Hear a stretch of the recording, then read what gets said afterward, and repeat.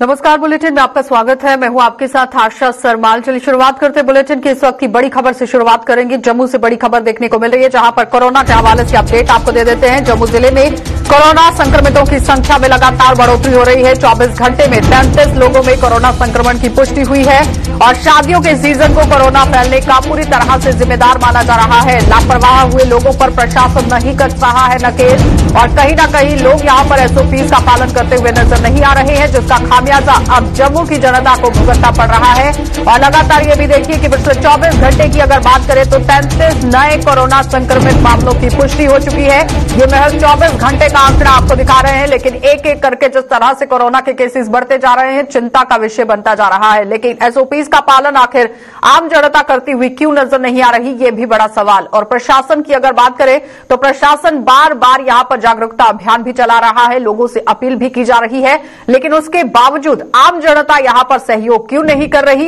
ये बड़ा सवाल बनता हुआ नजर आ रहा है। क्योंकि लगातार आप ये समझिए कि कोविड-19 पूरी तरह से पूरे देश के अंदर, पूरी दुनिया के अंदर फैला हुआ है और ये इसके साथ साथ चलना बहुत जरूरी है, लेकिन एहतियात बरतकर इसके साथ चला जा सकता है। लेकिन उसके साथ ही जम्मू जिले में कोरोना संक्रमित मामलों में लगातार बढ़ोतरी होती जा रही है, जिस पर अब बातचीत करना, मंथन करना बहुत जरूरी है। अनिल हमारे संवाददाता हमारे साथ जुड़ चुके हैं। अनिल, क्या कुछ अपडेट है?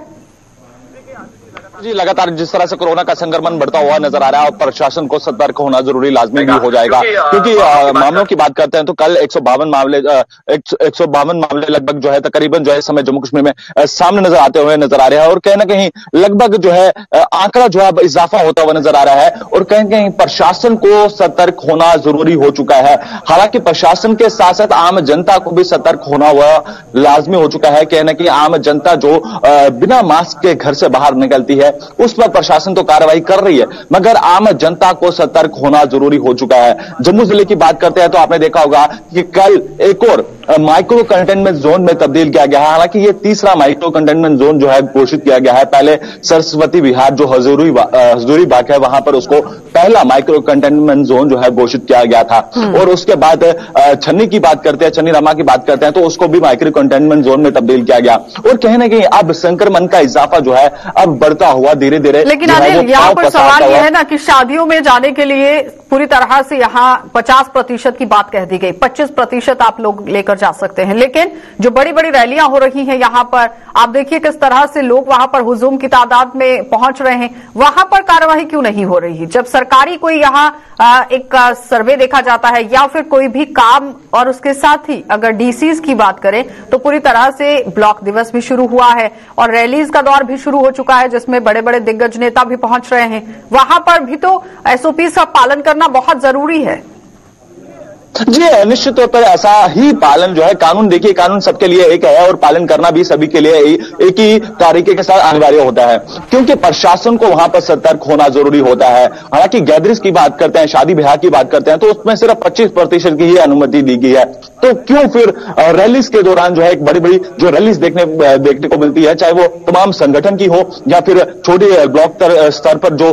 मीटिंग्स होती हैं, तो उसमें भी आप गैदरिंग देखते हैं कि लगातार 100 से 150 ज्यादा बंदा जो है उस मीटिंग के में जो है शिरकत करता हुआ नजर आता है। और कहीं ना कहीं जितने भी डीसी है, जिला के डीसीज हैं, तो वो क्यों नहीं सतर्क होते हुए नजर आते हैं, क्यों कहने का कार्रवाई करते हुए नजर आते हैं, तो कहना कि अब लाजमी हो चुका है, तो कहीं ना कहीं अब प्रशासन को सतर्क होना होगा। क्यों आखिर जम्मू कश्मीर के माननीय राज्यपाल लगातार सतर्क करते हुए नजर आ रहे हैं। लेकिन उस बीच में यहाँ पर आम जनता को अपना सहयोग देना भी बहुत जरूरी है। आप देखिए मार्केट में उतरिए, आम जनता भी मास्क का इस्तेमाल नहीं कर रही है, 2 गज की दूरी नहीं रखी जा रही है।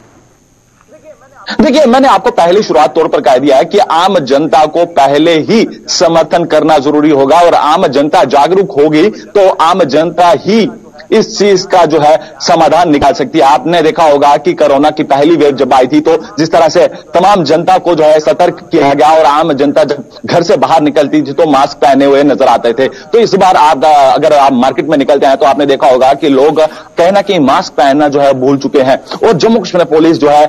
तत्पर जो है वो तैनात है और लगातार उनको अलर्ट करती हुई नजर आती है। और चाहे वो मार्केट की बात करें तो मार्केट के अंदर भी आपने देखा होगा कि पुलिस को जो है तैनात किया गया है है। और कहीं ना कहीं ये नहीं हम कह सकते कि प्रशासन सतर्क नहीं है, और कहीं ना कहीं प्रशासन ढिलाई भी कहीं ना कहीं जरूर करती हुई नजर आती है। बहुत बहुत धन्यवाद जुड़ने के लिए। तो फिलहाल आपने देखा कि अनिल हमारे संवाददाता हमारे साथ जुड़े हुए थे, जो बता रहे हैं कि किस तरह से अब सूरत हाल जम्मू के अंदर बनते हुए नजर आ रहे हैं, क्योंकि पिछले 24 घंटे में 33 नए कोरोना के मामले सामने आ चुके हैं, जो एक चिंता का विषय बन रहा है। लेकिन यहां पर सहयोग प्रशासन को भी करने की जरूरत है, और साथ ही साथ आम लोगों को भी अपना योगदान देने की जरूरत है, ताकि इस महामारी से लड़ा जा सके और इससे पार पाई जा सके। आगे बढ़ जाएंगे, अब आपको सांबा लिए चलेंगे और सांबा से दिखाएंगे किस तरह से प्रशासन वहां पर हरकत में आता हुआ नजर आ रहा है। जिला सांबा प्रशासन ने अंतर्राष्ट्रीय यात्रियों को लेकर चेतावनी जारी कर दी है। यात्रा इतिहास छिपाने वालों के खिलाफ कानूनी कार्रवाई की जाएगी और किसी भी सूरत में नहीं बख्शा जाएगा यात्री इतिहास छिपाने वाले व्यक्ति को,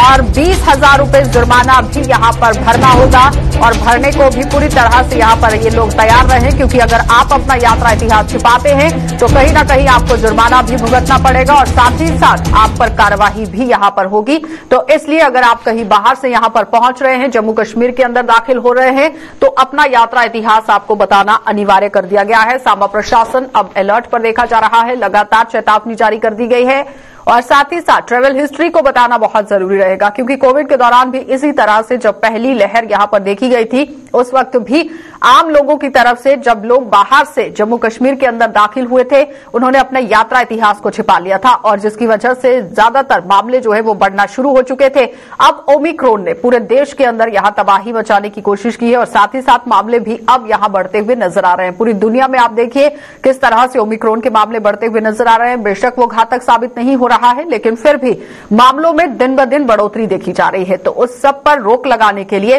अपना यात्रा इतिहास ना छिपाएं, क्योंकि यात्रा इतिहास अगर आप छिपाते हैं, जो लोग बाहर से यहां पर पहुंच रहे हैं, तो कहीं ना कहीं वो दूसरों के लिए घातक साबित हो सकता है। लेकिन अगर आप अपना यात्रा इतिहास छिपाते हैं तो उसमें 20,000 रुपए जुर्माना आपको देना होगा, और साथ ही साथ प्रशासन की तरफ से कार्रवाई भी की जाएगी। और अब सांबा प्रशासन ने चेतावनी जारी कर दी है कि अगर इस तरह से कोई भी ढिलाई बरती जाती है तो कार्रवाई होगी। किस तरह से रहेगी वो कार्रवाई, ऋषि खजूरिया हमारे साथ जुड़ चुके हैं। ऋषि, क्या कुछ अब आगे आने वाले समय में एक्शन करने वाला है सांबा प्रशासन? देखिए, बिल्कुल कोविड एप्रोप्रिएट बिहेवियर कार्रवाई इसको लेकर पहले ये चीजें क्लियर लगातार गाइडलाइन जारी की जाती है, लेकिन हेल्थ डिपार्टमेंट की उन्होंने पहले ही एक गाइडलाइन जो जारी कर दी, खासतौर पर जो फॉरेन ट्रैवलर्स होंगे, कि अगर वो यहाँ पर वापस आते हैं बाहरी देशों से और वो अपनी ट्रैवल हिस्ट्री छुपाते हैं तो उनके खिलाफ सख्त कार्रवाई की जाएगी, जिसको लेकर पहले ही ये साफ कर दिया गया था कि 20,000 की पेनल्टी जो वो उनके ऊपर लगाई जाएगी। उसी को लेकर जिला प्रशासन सांबा भी लगातार ये हिदायतें जो वो अलग अलग इलाकों में जाकर जो वो लोगों को दे रहा है कि आप लोगों को, अगर आपके इलाकों में कोई ऐसे लोग आ जाते हैं जो बाहरी देशों से ट्रैवल करके आए हैं और वो अपनी ट्रैवल हिस्ट्री छुपाते हैं, तो आप लोग फौरन प्रशासन के साथ संपर्क करें ताकि वहां तक पहुंचे, वहां से एरिया में रखें, क्योंकि कहीं ना कहीं जो वायरस को लेकर प्रशासन अब सख्ती निकालता हुआ नजर आ रहा है। लेकिन उम्मीद यही करेगी, जिला प्रशासन सांबा ने पहले भी एक अच्छा काम किया है कोविड को कंटेन करने के लिए, और मुझे लगता है कि ये जो गाइडलाइन जारी की गई है ये पब्लिक के हित में ही जारी की गई है। और वही कोविड के मामलों की बात करें तो हालांकि पिछले 2 से 3 दिन में कोई मामला नया सामने नहीं आया, लेकिन फिर भी फ्लक्चुएशन यहाँ पर लगातार देखी जा रही है। पहले अगर कुछ दिन पहले की बात करें तो मात्र 2 मामले थे, अब दोबारा से ये आंकड़ा 7 तक पहुंच गया। क्या लगता है कि प्रशासन ने जिस तरह से पहली लहर में यहाँ पर काम किया था, जहां पर ट्रैवल हिस्ट्री को छुपाया गया था आम लोगों की तरफ से, और ज्यादातर मामले सामने आ चुके थे, और जिसकी वजह से पैनिक काफी देखने को भी मिला, और उसके बाद कोविड फ्री पहला जिला बना था सांबा। लेकिन अब अगर इस तरह से अलर्ट मोड पर प्रशासन देखा गया है, तो जाहिर तरीके से आम लोगों को भी इसमें सहयोग करना बहुत जरूरी रहेगा कि अगर आप बाहर से यहां पर पहुंच रहे हैं तो अपनी ट्रैवल हिस्ट्री बताएं। क्योंकि आपको बता दें कि प्रशासन लगातार इसको लेकर संजीदा है, और पहली लहर हो या फिर दूसरी लहर हो, हालांकि कई पहले शुरुआती दौर में गलतियां जो प्रशासन के अंदर दिखी, लेकिन प्रशासन ने उन गलतियों को सुधारा और कहीं ना कहीं एक अच्छा काम किया पब्लिक के हित को ध्यान में रखते हुए। और वहीं अब भी यही कहा जा रहा है कि चाहे वो बाई एयर ट्रैवल करके कोई यहाँ जम्मू में पहुंचता है, या बाई ट्रेन पहुंचता है, या फिर लखनपुर जो हमारा एंट्री पॉइंट है जम्मू कश्मीर यूटी का, वहां से पहुंचता है, लोगों को भी सहयोग करना होगा। लोगों से लगातार यही अपील की जा रही है कि कहीं ना कहीं जो फॉरेन ट्रैवलर्स होंगे वो ये कोशिश करेंगे कि अपनी ट्रैवल हिस्ट्री छुपा कर रखें, लेकिन वो ज्यादा देर तक छुपा कर नहीं रख सकते। लेकिन लोगों को लगातार अपील किया जा रहा है कि आप ऐसा शक लगता है तो आप लोग प्रशासन के साथ यानी आम जनता को सहयोग करने की बहुत जरूरत है और उसके बाद ही पार पाया जा सकता है। बहुत बहुत धन्यवाद ऋषि जुड़ने के लिए। तो फिलहाल आपने देखा कि ऋषि खजूरिया हमारे साथ जुड़े हुए थे, जो बता रहे हैं कि किस तरह से यहां पर अब एप्रोप्रिएट बिहेवियर का पालन करने की बात कही गई है। ट्रैवल हिस्ट्री को आपको नहीं छुपाना है और जिस तरह से यहां लगातार आप देखिए मामले बढ़ने की भी एक कवायद जो है वो देखी गई थी, जिस पर अब रोक लगाना बहुत जरूरी है। आगे बढ़ जाएंगे, अब आपको श्रीनगर लिए चलेंगे और श्रीनगर से आपको दिखाएंगे रेवेन्यू डिपार्टमेंट की तरफ से किस तरह बड़ी अपडेट देखने को मिल रही है। राजस्व विभाग को बड़े सुधारों को पूरी तरह से यहां पर कैसे आगे लाना है ये दिखाने वाली बात है, क्योंकि सुधारों की तरफ ले जा रहा है जम्मू कश्मीर प्रशासन और फर्ज को भी अब ऑनलाइन जारी करने के लिए विचार किया जा रहा है। और मार्च से पहले राजस्व विभाग के सारे रिकॉर्ड यहां पर डिजिटाइज कर दिए जाएंगे और आने वाले महीनों में बदलेगी राजस्व विभाग की कार्यप्रणाली। इस तरह से बड़ी अपडेट राजस्व विभाग की तरफ से देखने को मिली है। रेवेन्यू डिपार्टमेंट अब यहां पर किस तरह से काम करेगा वो सबके सामने, क्योंकि आम जनता को फर्द कटवाने के लिए काफी समय लगता था, परेशानियां झेलनी पड़ती थी, बार बार चक्कर काटने पड़ते थे, लेकिन अब कहीं ना कहीं उस पर रोक लगती हुई जरूर नजर आएगी। लेकिन अगर ये सारी प्रक्रिया जमीनी सतह तक पहुंची तो, क्योंकि सवाल यहां पर यह है कि हर एक परियोजना चलाई तो जाती है, हर एक ऐलान तो किया जाता है, लेकिन जमीनी सतह तक वो कितना पहुंचता है ये बड़ा सवाल है, क्योंकि राजस्व विभाग को बड़े सुधारों की तरफ ले जा रहा है। अब जम्मू कश्मीर प्रशासन और फर्द को भी ऑनलाइन जारी करने के लिए विचार किया जा रहा है और मार्च से पहले यहां राजस्व विभाग के सारे रिकॉर्ड को डिजिटलाइज कर दिया जाएगा और डिजिटल इंडिया बनाने की एक कवायद यहां पर देखी जा सकती है। सैयद तजम्मुल हमारे सीनियर एडिटर हमारे साथ जुड़ चुके हैं। तजम्मुल, जिस तरह से बड़ा ऐलान ही इसे मानिए कि रेवेन्यू डिपार्टमेंट के अंदर होने वाला है, लेकिन इसका जमीनी सतह तक पहुंचना बहुत जरूरी रहेगा। बहुत बहुत शुक्रिया हाशा। श्रीनगर सिटी जम्मू सिटी में पहले ही जम्मू कश्मीर यूटी एडमिनिस्ट्रेशन ने एक बहुत अहम फैसला लेते हुए जम्मू कश्मीर रेवेन्यू डिपार्टमेंट, जिससे हम महकमा माल के तौर पर जानते हैं, इनका रिकॉर्ड जो है वो अब डिजिटाइज हो चुका है श्रीनगर शहर और जम्मू अर्बन का यानी सिटी का। उसके बाद मार्च 2022 तक आते आते इस डिजिटल रिकॉर्ड को मुकम्मल होना होगा। इससे कितने फायदे आम लोगों के मिलेंगे उसको मैं थोड़ा सा यहाँ पे जिक्र जरूर करूंगा। आपको पटवारी नायब तहसीलदार गिरदावर साहब के पास जाकर जो आपको तवालत एक कागज हासिल करने के लिए करनी पड़ती थी, वो आपके डिजिटल पोर्टल पर अवेलेबल रहेगा। आपके टेलीफोन नंबर, मोबाइल नंबर दर्ज रहेंगे। आपको SMS सुविधा भी मिल सकती है कि आपका जो जमीन है, आपके वालिद के हिस्से के बराबर में जो जमीन है वो किन किन के नाम पर है, उसकी डिटेल उस पर दी जाएगी। खुदा न खास्ता अगर वालिद की डेथ हो जाती है, उसके बाद जो चाचा भतीजा आपस में काफी ज्यादा मखासमत चलती थी, उसको भी कम किया जा सकता है। ओवरकम करने के लिए डिजिटल रिकॉर्ड में अब फौतिया इंतकाल यानी जो वालिद के इंतकाल के बाद बेटों के नाम पर प्रॉपर्टी हो जाती है वो दर्ज हो जाएगी। और इसके साथ साथ जब आप जम्मू कश्मीर में मुख्तलिफ वक्फ बोर्ड की बात करते हैं, अवकाफ की बात करते हैं या स्टेट लैंड, कास्ट चराई और बाकी जमीनों की बात करते हैं जो कि अनअकाउंटेड जाता था। किसी जगह पे आप जाते थे कि इनके पास 4 कनाल जमीन है, जनाब एक के कागज है, 3 शामिलात हुए और 4 कनाल जमीनात जोड़ दिए गए। अब ये आहिस्ता आहिस्ता खसरा नंबर, खेवट नंबर इसका रिकॉर्ड में दर्ज किया जाएगा, जिसके बाद आम जमींदारों को और आम रेजिडेंशियल एरियाज में अपनी प्रॉपर्टीज को जिन्हें बिना प्रॉपर्टी कहा जाता है, क्या लगता है कि जिस तरह से जम्मू कश्मीर यूटी के अंदर ये बड़ा मुद्दा बना था कि राजस्व विभाग के अंदर सबसे ज्यादा भ्रष्टाचार है, रिश्वतखोरी है, उसे कहीं ना कहीं यहां खत्म करने की कोशिश की गई है?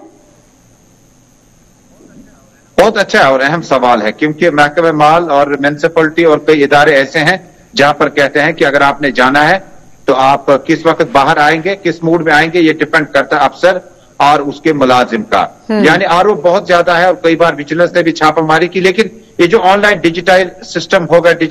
होगा, इससे कहीं ना कहीं न सिर्फ आम लोगों को फायदा होगा, बल्कि हमारे तहसीलदार साहब, नायब तहसीलदार साहब, गिरदावार, पटवारी का टाइम भी बच जाएगा, जो कि कागजात में फर्जों को ढूंढने के लिए फिर लठा लाना पड़ता था, रिकॉर्ड मंगाना पड़ता था, मैन्युअली सारा होता था। फिर अगर आपको कोई नक्शे अमीनी हासिल करो तो उसके लिए आपको फीस तक मांगी जाती है, जो रेवेन्यू रिकॉर्ड में आपको 10 से 20 रुपए की फीस भरनी है। अमूमन शिकायत आती थी कि सैकड़ों रुपया मांगा जाता है, जिसके बाद ये छोटा सा कागज आपको मिला करता है। लेकिन ये सारे आरोप हैं, रेवेन्यू डिपार्टमेंट ने काम भी बहुत अच्छे किए, लेकिन मुश्किल हालात में अब जमीनात को वापस हासिल करने के लिए अब डिजिटल जो सिस्टम लगा दिया गया है, उसमें आपको अपनी जमीन, अपनी प्रॉपर्टी और जो एलजी प्रशासन की तरफ से इस पर रोक लगाने के लिए एक काम तो कर लिया गया कि डिजिटलाइजेशन यहां पर होगी और पूरा सिस्टम जो है वो डिजिटलाइज करने की कोशिश हुई है। लेकिन आम जनता की तरफ से भी यहां पर आरोप यह है कि जब तक पैसे नहीं दिए जाते थे काम नहीं होता है। लेकिन आम जनता की तरफ से यह भी कहा जाता था कि अगर किसी के पास रिश्वत ना हो तो भी काम नहीं होता था। बड़ा सवाल यहां पर यह है कि दोनों तरफ से तालमेल जो है वो देखा जाता था। आम जनता की तरफ से भी दिए जाते थे और सरकारी मुलाजिमों की तरफ से लिए जाते थे, यानी दोनों तरफ से अगर काम को बंद करने की कोशिश हुई है तो एक बड़ा सवाल यहां पर यह है कि इस पर अब कहीं ना कहीं ये कहा जा सकता है कि जम्मू कश्मीर सही राह पर चलता हुआ नजर आएगा। बिल्कुल हाशा, क्योंकि एक कोशिश है और कोशिशों को हमेशा कामयाब करने के लिए जनता का सपोर्ट चाहिए था। जिस वक्त आप पटवारी, गिरदावर या आम जमींदार के बीच में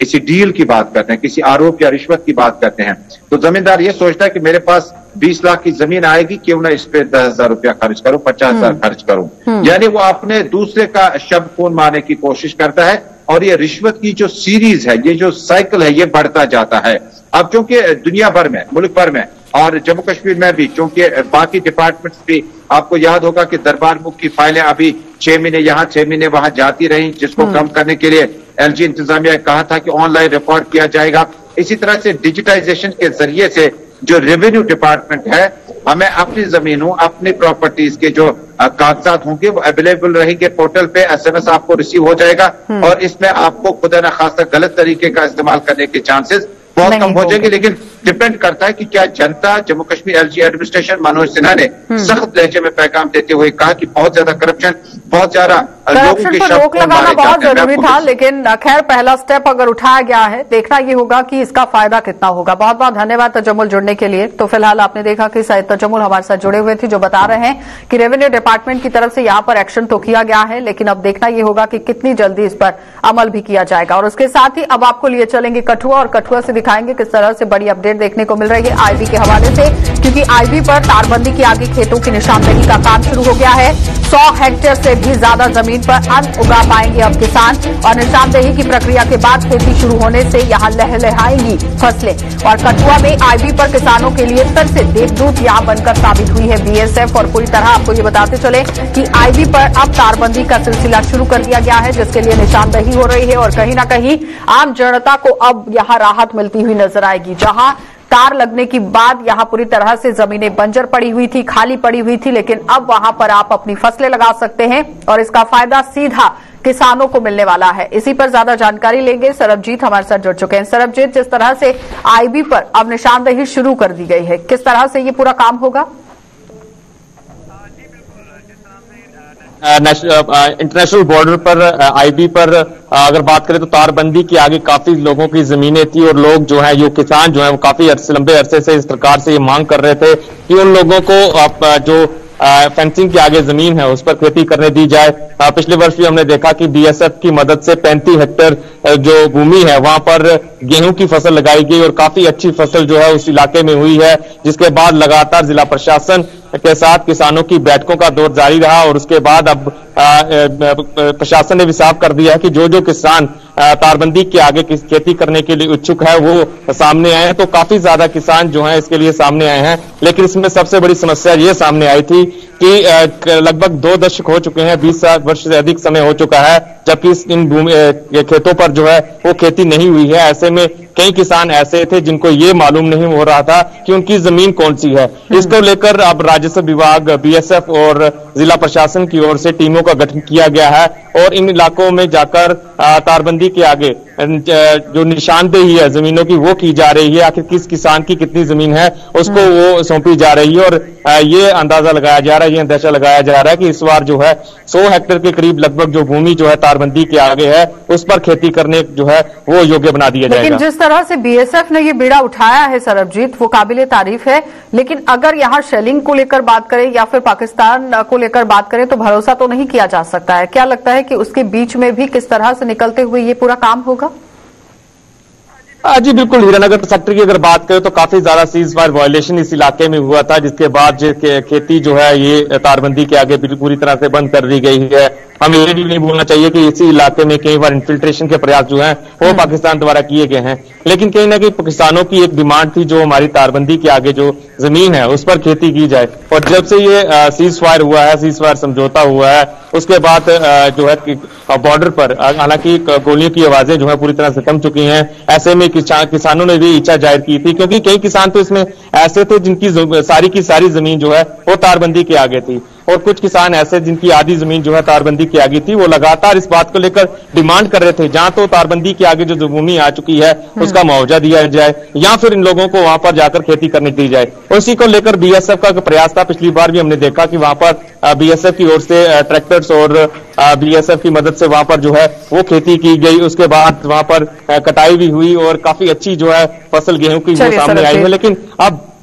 बहुत बहुत धन्यवाद जुड़ने के लिए। तो फिलहाल आपने देखा कि किस तरह से सरबजीत हमारे साथ जुड़े हुए थे, जो बता रहे हैं कि किस तरह बीएसएफ यहां पर पूरी तरह बीड़ा उठाए हुए है और फसलों को लेकर किसानों के साथ वो काम करती हुई नजर भी आएगी। लेकिन सवाल यहां पर यह रहेगा कि पाकिस्तान पर भरोसा नहीं किया जा सकता है, और सीज फायर वॉल्यूशन को लेकर जो समझौता हुआ है फिलहाल अभी तक उसमें पूरी तरह से काम तो हो रहा है, लेकिन आने वाले समय में कब तक होगा ये देखने वाली बात है। आगे बढ़ जाएंगे, अब आपको रामबन लिए चलेंगे और मूलभूत सुविधाएं वहां पर किस तरह से दी जा रही हैं वो आपको दिखा देते हैं, क्योंकि हर घर नल, हर घर जल के दावों की पोल खुल रही है और रामबन के बौहरदार नील इलाके में यहां पानी की सप्लाई पर अंकुश लग गया है। और सप्लाई की सर्दियां पूरी तरह से आप देखिए किस तरह निकलती हुई नजर आएंगी। सप्लाई की सदियों पुराने ढांचे यहां पर सुधर नहीं पाए हैं, जल शक्ति विभाग ने ये काम नहीं किया और पानी की बूंद बूंद के लिए अब कहीं ना कहीं लोग पूरी तरह से परेशान होते हुए नजर आ रहे हैं। इस वक्त की अपडेट आपको दे रहे हैं, क्योंकि दूरदराज का इलाका रामबन जिले की अगर बात करें तो यहां पर पानी की सुविधा आम जनता को नहीं मिल पा रही है। जहां पर सरकार की तरफ से हर घर के अंदर नल और हर घर के अंदर जल देने की बात कही गई थी, लेकिन दूरदराज के इलाकों में आज भी पानी नहीं पहुंच पाया है, पानी की पाइपें नहीं पहुंच पाई हैं, जिसका साफ तौर पर खामियाजा आम जनता भुगत रही है। और यहां जल स्रोतों से पानी लाकर लोग अपने घर का निर्वाह कर रहे हैं, जिसकी वजह से अब यहां गौर फरमाना बहुत जरूरी है। सबसे पहले आप देख लीजिए और सुन लीजिए कि आखिर आम जनता यहां पर क्या कुछ कह रही है। पे बोझा न पाइप न जगह जगह पत आब सन सट आब कम लोग 2000 आब चवन वो वनकन जनान महनी सुबह पे 8 बजे पे जनान महनी ये आब ना क्या तम करना गर्ज करना क्या वो वनकन जमा ये सड़क पे तवन आप। मैं सबसे पहले कहना चाहता हूँ कि जो यहाँ पे जल शक्ति महकमा है वो खामोश तमाशा बैठा नील का जो भी इलाका है वहाँ पे यही परेशानी है पानी की, चाहे बोरदार है, गगरनाग है, नील की जितनी भी पंचायतें हैं, ये लीडर जो जल से कर रहे हैं ये दावे कर रहे हैं कि हमने इतना पानी दिया इतना पानी, लेकिन जहाँ पर भी मैं देखता हूँ हर किसी इदारे में नील इलाके में वहाँ पर पानी की अशद किल्लत है। लोगों को 2-2 घंटे और 3-3 घंटे चश्मों पर रुकना पड़ता है और जब पाइपें जो है ये टूटी फूटी हो चुकी है, चौकीदार इसकी तरफ तवज्जो जब जई और जल शक्ति महकमे को हम बोलते हैं तो बोलते हैं वो एक कान से बात सुनते और दूसरे कान से टाल देते। तो फिलहाल आपने देखा कि किस तरह से कर्मचारियों पर भी यहां आरोप लगाए जा रहे हैं। जेई और एई को लेकर बात हो रही है कि वो एक कान से सुनते हैं और दूसरे से निकाल देते हैं, यानी आम जनता की जो समस्याएं हैं जिस पर गौर फरमाने की जरूरत है वो सुनी ही नहीं जा रही है। नदीम हमारे संवाददाता हमारे साथ जुड़ चुके हैं। नदीम, आम लोगों ने यहां पर सवाल छोड़ दिया है कि जेई से बात होती है, एई से बात होती है, लेकिन कार्यवाही नहीं होती, आखिर क्यों? जी बिल्कुल आशा, देखिए मैं आपको एक चीज बता दूं कि जब हम बेसिक नेसेसिटीज की बात करें, हम जो बेसिक एनामिटीज हैं डिस्ट्रिक्ट रामबन के अंदर, तो काफी बुरा हाल है उनका। और आज जो हम विजुअल्स प्ले कर रहे हैं, जो इलाका है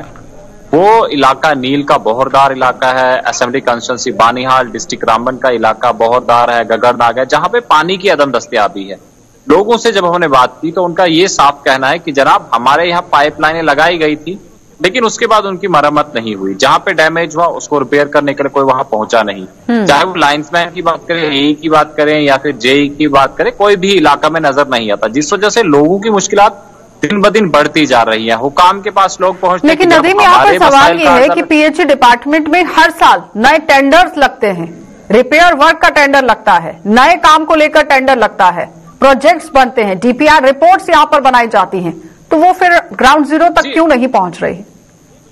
जी बिल्कुल आशा, देखिए ये तो जाहिर सी बात है कि डीपीआर बनती है, टेंडरिंग वगैरह सब कुछ होती है, लेकिन वो तमाम आज से पहले भी लोगों ने इल्जाम लगाया है डिपार्टमेंट पे कि सिर्फ वो कागजी घोड़े दौड़ाए जाते हैं, हकीकी मानों में कुछ भी नहीं होता। यानी ये चीज कि आगे दौड़ पीछे छोड़, ये काम कि जनाब नए स्कीम पे काम चल रहा है लेकिन पुरानी स्कीम जो पहले से कायम शुदा है उस पर काम कोई करने को तैयार नहीं, ना वो वहां का कोई मुलाजिम है ना वहां का कोई ऑफिसर है। लोगों की मुश्किलात बढ़ रही है। आज भी जमाना कदीम की तरह 2-2, 3-3 किलोमीटर से पानी गढ़ों में जो है कांधों पर लाद कर अपने घर तक पहुंचाते हैं। पीने का साफ पानी आपके पास दस्तयाब नहीं है। और इलाका नील की बात करें तो एग्रो अलाइड सेक्टर से जुड़े लोग हैं वहां पे, माल मवेशी पालने वाले हैं, खेती बाड़ी करने वाले हैं, सब्जियां उगाने वाले हैं, लेकिन वहां वो तमाम चीजें मिल ही नहीं रही। अगर लोग चाहते भी इंटरेस्टिंग भी है कि जनाब नहीं हम माल मवेशी पालें, ये तो सरकार की तरफ से कि जनाब आप ऐसा कीजिएगा कि आप डेयरी फार्म खोलिएगा, दूध बेचेगा, पनीर बेचेगा, वो तमाम चीजें यहाँ नहीं जनाब सब्जियां बेचिएगा, लेकिन वो पानी ही नहीं है। हालांकि रिसोर्सेज की बात करें उसकी कमी नहीं, लेकिन जो पाइपलाइन बिछाई जाती है उसकी देखभाल करने के लिए डिपार्टमेंट वहां पहुंचता नहीं। आपने किसी आला अधिकारी से संपर्क साधने की कोशिश की है यहाँ पर जल शक्ति विभाग के कि आखिर वो काम क्यों नहीं कर रहा, क्यों रिपेयर नहीं हुए हैं, जहां पर लोगों की समस्याओं को सुना जाना चाहिए था, क्यों नहीं सुनी गई अभी तक? बिल्कुल आशा, देखिए मैं आपको एक चीज बता दूं, क्योंकि पब्लिक आउटरीच कैंप ऑर्गेनाइज हुए, लोगों ने शिकायत जरूर की कि जनाब हमारे मसलों का अजाला किया जाए, लेकिन कोई इस तरफ तवज्जो नहीं दे रहा। चाहे हम डिपार्टमेंट की बात करें, एडमिनिस्ट्रेशन की बात करें या फिर जो मकामी सियासतदान है वहां पे उनकी बात करें, सभी ये कहते हैं कि जनाब आपके मुतालबात का अजाला तो होगा, लेकिन वो कब होगा? गुज़श्ता 10 साल से सिलसिला चला आ रहा है, लोगों की परेशानी चल रही है, कोई पता नहीं है। और यहाँ पर आला अधिकारियों से भी बातचीत करना बहुत जरूरी है नदीम, और उसके बाद ही आगे की कार्यवाही को अंजाम दिया जा सकता है। बहुत बहुत धन्यवाद जुड़ने के लिए। तो फिलहाल आपने देखा कि नदीम हमारे साथ जुड़े हुए थे जो बता रहे हैं कि जिला रामबन के अंदर जल शक्ति विभाग किस तरह से यहाँ पर आंखें मूंद कर बैठा हुआ है, क्योंकि जेई और एई पर यहाँ आरोप लगा दिए गए हैं आम लोगों की तरफ से, जिस पर संज्ञान लेना बहुत जरूरी है कि आखिर आम जनता की समस्याओं को क्यों नहीं सुना जा रहा और जमीनी सतह तक पहुंचने की कोशिश क्यों नहीं हो रही है। फिलहाल बुलेटिन में इतना ही। देश और दुनिया की खबरों के लिए आप बने रहिए गुलिस्तान न्यूज के साथ।